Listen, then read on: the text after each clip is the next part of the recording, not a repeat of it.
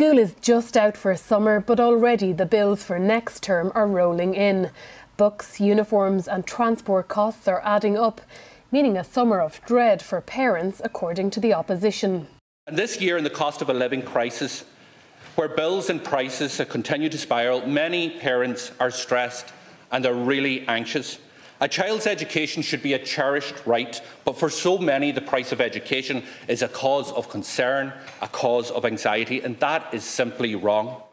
With back-to-school costs the latest frontier in the battle over the rising cost of living, Sinn Féin says it would increase the back-to-school allowance by 50% and abolish voluntary contributions.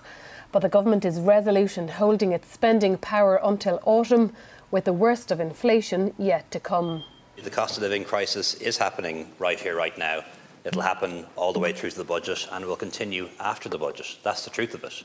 We're facing a global inflation crisis and it won't end because of any budget, whether it's an emergency budget before the autumn or whether it's one in autumn. This is something we're going to be grappling with for months, if not years ahead. While resisting calls for any intervention ahead of the budget due in October, ministers are now considering bringing that forward by a couple of weeks. I wouldn't object if we had to move into the September period rather than October, and I think that's a matter for Cabinet to decide early next week. I don't believe we should go what the opposition are calling for, doing it today. The timing of the budget will be discussed by Cabinet on Monday, and while government sources caution that no decision has been made, the last week in September is being eyed as a possible window, allowing enough time to prepare the spending package while responding to the pressures people are under sooner rather than later. Mary Regan, RT News at Leinster House.